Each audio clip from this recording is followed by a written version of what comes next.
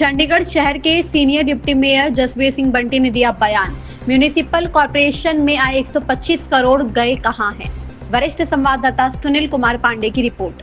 नमस्कार, मैं सुनील पांडे, आप देख रहे हैं भारत 17। जैसा कि चंडीगढ़ शहर के senior deputy mayor Jasvir Singh Bunty हमारे सामने उपस्थित हैं। सर, जैसे कि 125 करोड़ नगर निगम द्वारा फंड दिल्ली से आया है, लेकिन वो फंड कहीं भी चंडीगढ़ में नज़र नहीं आ रहा है, आप इस पर क्या कहते हैं? बिल्कुल सही कह रहे हैं जी। जब 125 करोड़ आया था तो हमारे मेयर साहब गवर्नर साहब के पास एक कागज़ लेकर वहाँ चले गए थे। वहाँ पे कागज़ में दिखाया था कि पैसे आ गए हैं। ठीक है जी। मगर हमें लगता कि अभी तक वो रास्ते में ही है कहीं पैसा। बल्कि मैंने तो एक दिन कमिश्नर साहब को लिख के भेजा था कि जो 125 करोड़ आया था, आप नगर निगम में हमारे 35 वार्ड हैं जी, प्रत्येक वार्ड को 50-50 लाख रुपये जो हमारा वार्ड डेवलपमेंट फंड होता है वो दीजिए, ताकि जो हमारे रुके हुए काम है कि जो वार्ड डेवलपमेंट फंड होता है हम कहीं भी अपने वार्ड में लगवा सकते हैं। उसका जो कार्य ठेका कॉन्ट्रैक्ट जो करना होता है सारा अफसरों ने करना होता है जी। कि सिर्फ 17.5 करोड़ रुपया हमारे वार्ड डेवलपमेंट फंड हमें दे दीजिए। बाकी जो 107 करोड़ जो बचता है वो नगर निगम में जो रुके हुए काम है, चाहे सड़कें हैं, चाहे सीवरेज का है, पब्लिक है, कहीं भी लगा दीजिए। मगर आपको बता देते हैं, अभी पीछे भी न्यूज़ आई थी उसमें से हमारे कुछ अमाउंट जो 44 करोड़ रुपये है जो V5 V6 सड़कों पे बनना है, वो उसके एक टेंडर लगे हैं। आने वाले समय में और भी इसके काम लगेंगे। मगर अफसोस है कि 1.5-2 महीने हो गए हैं पैसे आए को, अभी तक लोगों को कोई लगना दिखता शुरू नहीं हुआ।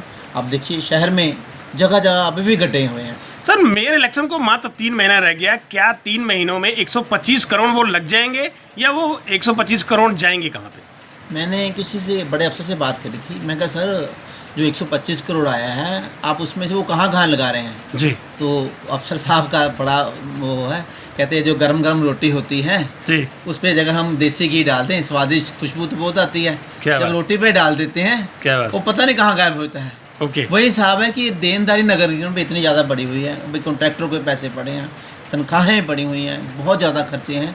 देनदारी 125 करोड़ तो पता भी नहीं लगा वो कहाँ गया।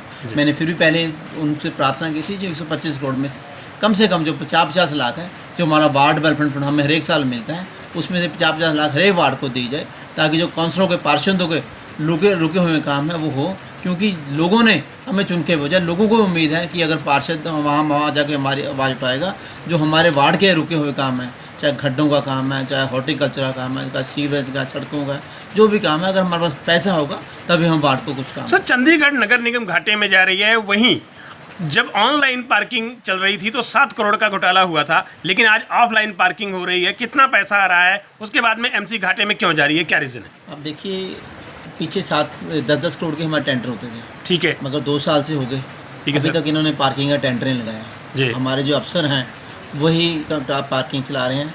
आगे जो ऑब्जेक्टिव जो हमें लगता था जो रेवेन्यू बनता था वो हमारे हिसाब से 14 से 15 करोड़ रेवेन्यू आना चाहिए था। मगर आप टोटल अभी जो आम टोटल इनकम हो रही है 10 से 12 करोड़ हो रही है, उसमें से 10 करोड़ तो खर्चे ही हैं। मात्र 1-2 करोड़ रुपये ही हमें शायद आ रहा हो, शायद उससे भी कम, उससे ज़्यादा तो नहीं, उससे भी कम ही आ रहा हो। नगर निगम ऐसे कई हमारे प्रोजेक्ट्स हैं जो घाटे में चल रहे हैं। अगर उसको टाइम से टेंडर टाइम से उसकी देख रेख की जाए तो ऐसे कई डिपार्टमेंट्स हैं जहाँ से हमें इनकम हो और जो नगर निगम घाटे में जा रहा है उससे निकल पाए। जब पार्किंग आउटसोर्स था तब बेनिफिट में जा रहा था, आज अगर MC चला रहा है तो घाटे में कैसे जा रहा है और क्यों?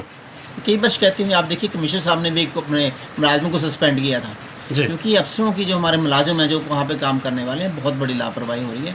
हम तो चाहते हैं इसकी एक कमेटी बनाई जाए ताकि वहाँ पे भी जो पार्षद हैं, कोई अफसरों की 2-4 बंदों की कमेटी हो, समय समय फिर जाके अगर पार्किंग को चेक करेंगे तो हमें यकीन है कि जब तक हम इसको टेंडर नहीं लगाते, अगर ऐसे भी अगर कमेटी बन गई, कमेटी की देखरेख में पार्किंग चलने लग जाए तो जो रेवेन्यू जो नहीं आ रहा रेवेन्यू जनरेट होना शुरू हो जाएगा। सेंट्रल से आज TBC वेंडर जोन के लिए फंडिंग होती है, लेकिन स्थानीय स्तर पर वेंडिंग जोन के लिए प्रशासन द्वारा कोई कदम नहीं उठाए जा रहे हैं। इस पर आप क्या कहते हैं?